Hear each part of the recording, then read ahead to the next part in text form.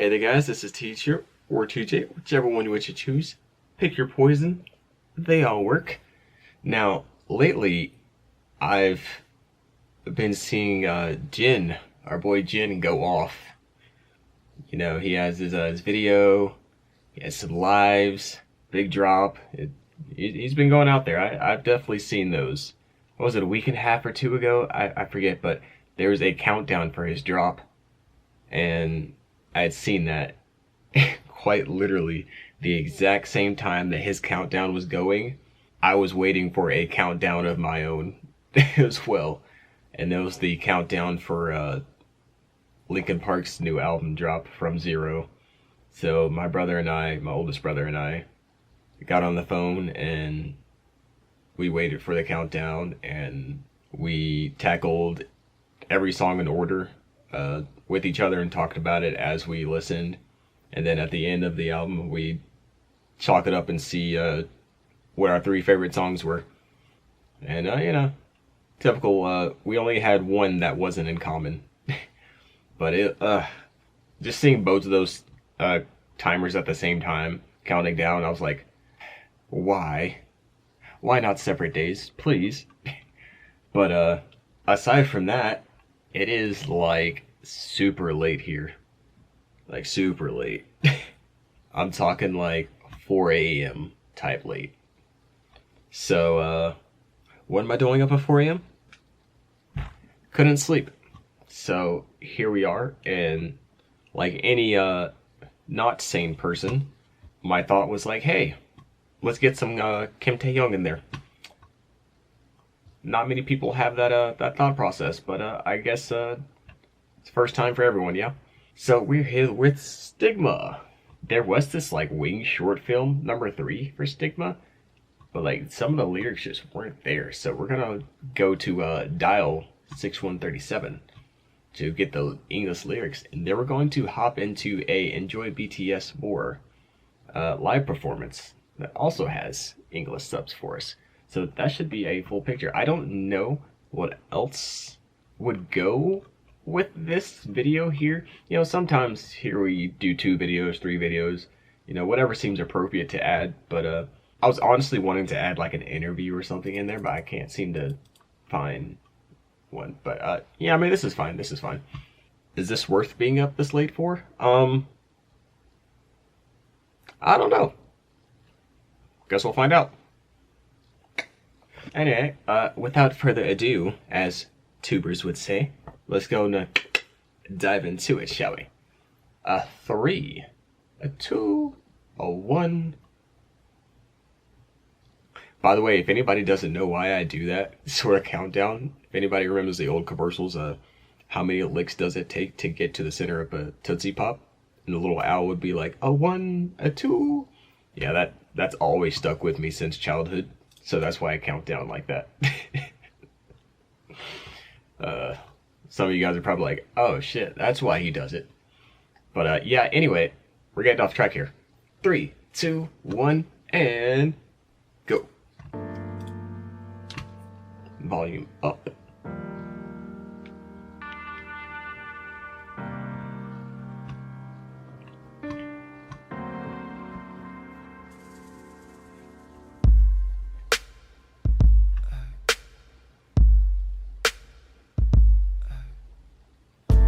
숨겨왔어 tell you something 그저 묻어두긴 이젠 버틸 수가 없는 걸 왜 그때 말 못했는지 어차피 아파왔어 정말 버틸 수가 없을걸 나 cry 너에겐 몸이 안할 뿐이야 또 cry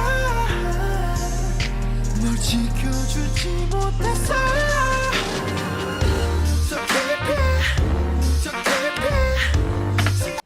What I love about this already, you know, he's starting off pretty gentle, typically how the start of songs go, unless the song's just, you know, like a powerhouse of a song. But it's the doubling vocals and the ambiance of like the echoes and everything in the background is pretty much setting the tone for this, and I like that because that's what the ad libs, you know, doubling and all the works of the background are supposed to do, is set the atmosphere.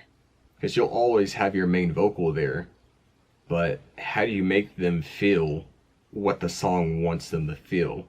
It's everything that we're taking in that we not necessarily acknowledging. We hear it regardless of whether we notice or not. Those parts are really taking me right now, and I love those little stepping stones he's using. Whatever it was that came in, it was like, and then that's when he started his at the same exact time. He's those little stepping stones he's just using to, you know, take that leap forward. Beautiful.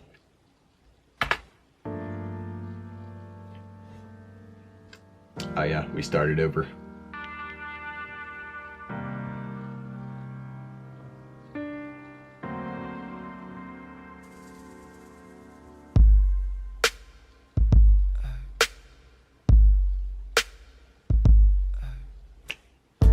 숨겨왔어 tell you something 그저 묻어두긴 이젠 버틸 수가 없는 걸 왜 그대 Yeah, you hear that? Like I said, it's really setting the. It really brings the atmosphere. It's then who, then he. Those backup vocals are like a little lily pad that he placed down, and then his main vocal uses that to jump off of to carry on the next line. I like that. I don't know. It's something I haven't particularly heard in this way in a long while, so it's kind of nice. Who can tell the sun?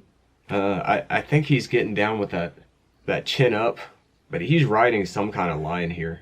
못했는지 어차피 아파왔어 정말 버틸 수가 없을걸 나 cry 너에게 몸이 안할 뿐이야 또 cry 널 지켜주지 못해서 더 깊이 더 깊이 상처만 깊어져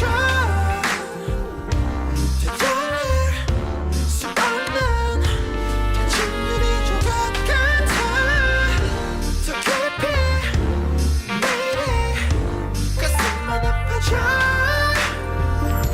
나 죄를 대신 받도 연약하기만 했던 너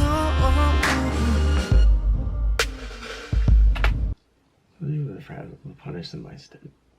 Is this going on about a different version of himself? I'm starting to wonder. Also, I'm really liking the like the pieces of broken glass that I can't reverse. It kind of reminds me of a writing practice that I did where I would take words or something like that, or, you know, random pick it through a dictionary, and that'd be like a writing warm-up session or something for me. And one of the ones that I most recently did was kintsugi, Japanese word, where it focuses on repairing broken objects, and it kind of embraces those broken parts that aren't fully restored to how they were, instead of, you know, hiding those flaws. It kind of like sheds light on them. So it kind of reminded me of that, so that's pretty cool. I always like lyrics like that.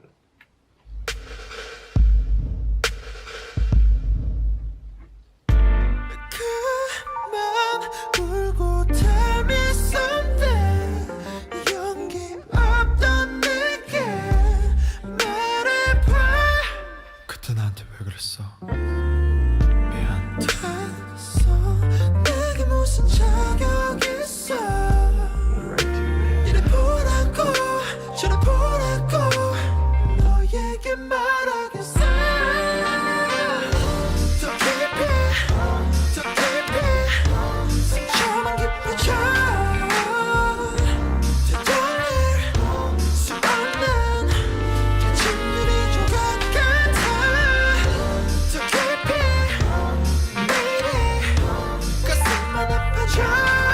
I mentioned earlier, I feel like he's talking about a version of himself, but I feel like it's more twisted than that. Something about this black hole is growing over time, and those emotions at the center, it's sort of like an event horizon.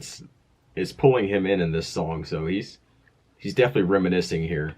And I feel like these lyrics are more of like reflection and to put his thoughts on paper to try and find an answer for himself.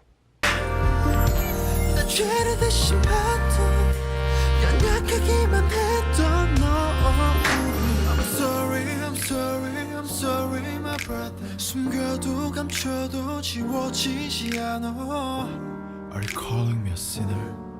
무슨 말이 더 있겠어 I'm sorry, I'm sorry, I'm sorry my sister 숨겨도 감춰도 지워지지 않아 So cry Please dry my eyes 저 빛이 내 죄를 비춰줘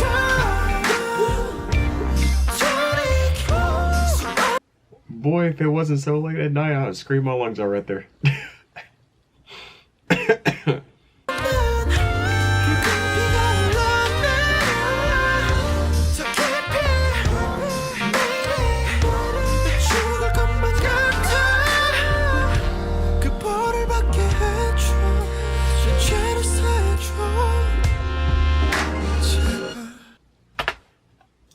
Forgive me for my sins. I feel like dying every day. So I'm guessing this black hole of thoughts and emotion that I mentioned earlier, and that event horizon sort of pulling him in towards that, that's stretching him thin. I guess wear and tear and thinning out of himself. It's mentally just and emotionally just, he feels like he's just eroding. And it seems it's for his siblings or something other. I feel like when I go down some pathway of thinking, another one opens and I'm like, but wait, should I jump onto this one instead? But then at the end, please forgive me of my sins. So it's definitely an action that he took that he, I guess, sort of guilty for. I guess that would be like the category word for everything that I'm mentioning here is sort of like guilt. That would make sense for the sorry brother. Are you calling me a sinner? So yeah, I'm gonna stick with that. Definitely an action that he took that sort of haunted him till this day. Well, I don't know till this day, but at the time of releasing this, it had haunted him. Feel free to fill me out on the details. I feel like I've created the foundation of surface knowledge here, but I can just feel there's so many details here that would really just make this whole puzzle complete. Now onto this live. All right, 3, 2, 1, go.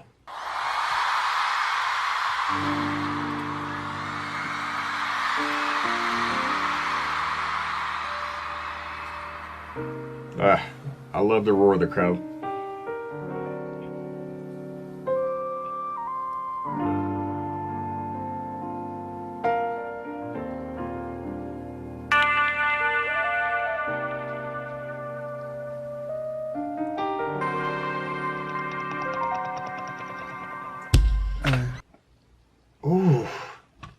Ooh, let's go back.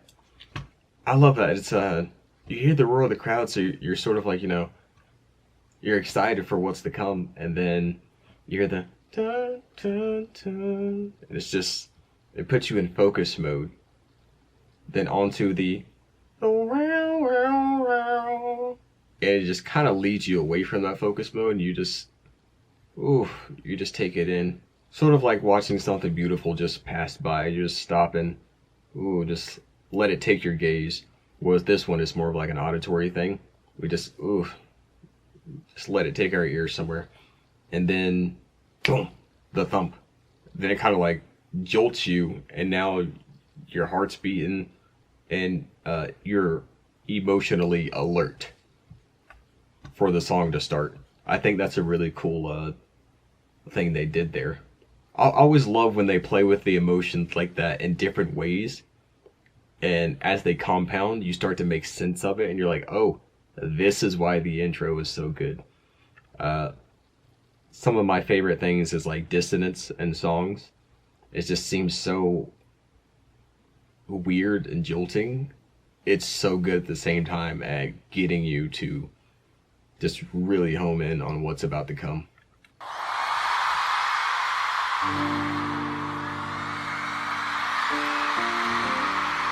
Is that excitement? Then the focus, as everything dies down. Oof. And then it just takes you, sort of relaxing. Then that just wakes you up.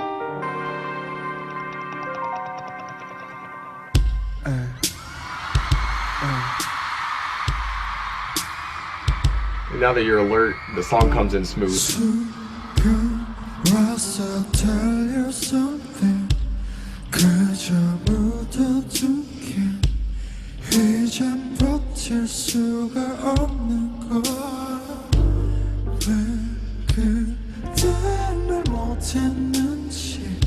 어차피 아파와서 정말 버틸 수가 없을걸. 나 cry 너에게 너무 미안할 뿐이야. 더 cry 널 지켜주지 못해서 더 깊이 상처만 깊어져. 되돌릴 수 없는 거짓말인 것 같아. Ooh. Maybe when he was talking about brother and all that, maybe the different people are the broken pieces of glass that can't be put together, restored to what they once were. Ooh. Possibly. Interesting route to go down, for sure.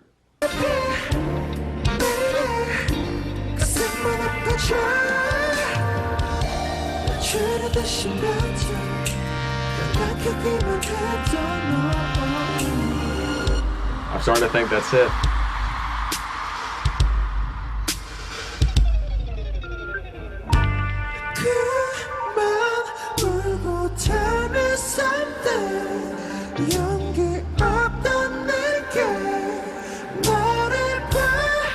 그때 나한테 왜 그랬어? 내게 무슨 자격 있어? That was the other asking the question.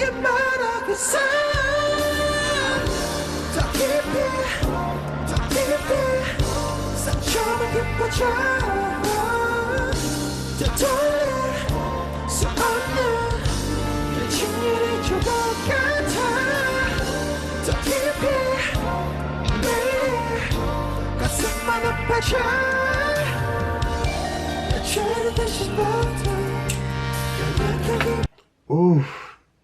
No. Ha. Ha. Ha.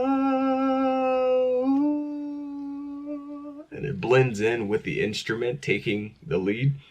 Oh, very nice. Whoever orchestrated that's great.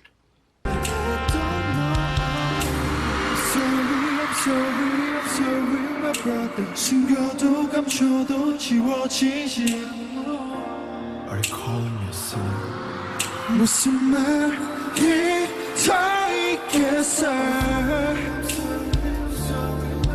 숨겨도 감춰도 지워지지 않아. So cry, please dry my eyes.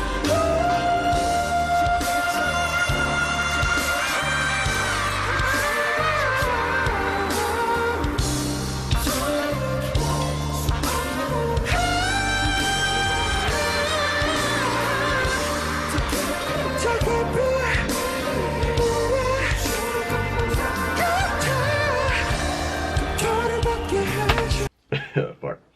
Yeah, nice try. I was going to get into a little bit about that vocal, but by feeling as close as I can to where he comes from when he does it, but yeah, my throat is not doing it. Worth the effort though. try to search for.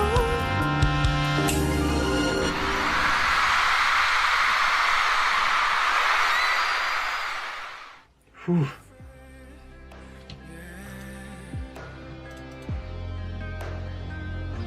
Set me free.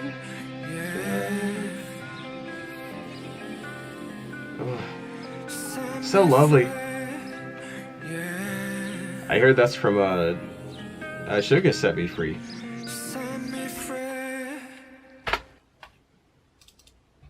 Alright guys, that was BTS's V's Stigma. I really like V's emotional placement, if that makes much sense. Like when he attacks a note or when he dives from one line into the next, it's a placement with the head, the throat, the body. It's that brings forth like a different emotion. It's like you know, the different ways you move that really cater to a certain type of feeling. Hopefully for the next song, when it's not 4 a.m. and I can can at least try my best to jump into that a little bit just for myself. I feel like it's really interesting. I was picking up a little of this video, but I couldn't actually like delve in there, you know. But yeah. Next time I'm gonna remember that we're gonna jump into some of these. We're gonna say vocal positions along with techniques. I think it's definitely a compound of different things to do what he's doing. Wait, didn't the last time when we did his live with the band, it was like comfort vibes? Like I'm getting that again. Now I'm all comfortable hearing his voice, and now I'm like, all right, we can go to bed now. So yeah, what I said earlier. Is this worth being up this late for? I don't know. Guess we'll find out. Yeah. Totally worth it. Anyway, guys, let me know how you feel down in the comments about the song. Again, definitely spin back another U-turn to what I said earlier. Any details that I'm missing here, because I feel like I'm on the right track here.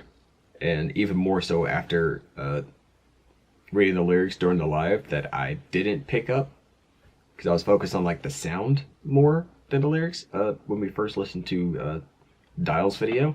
But there's definitely some key elements and details that I'm missing. I definitely feel that.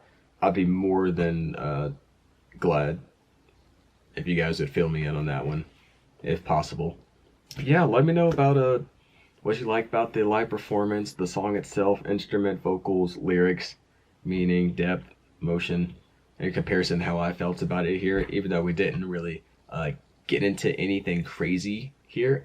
We almost did, but I got shut down really quick. Anyway, with that being said, I'm gonna leave it there, and I'll see you guys all in the next video when I'm awake.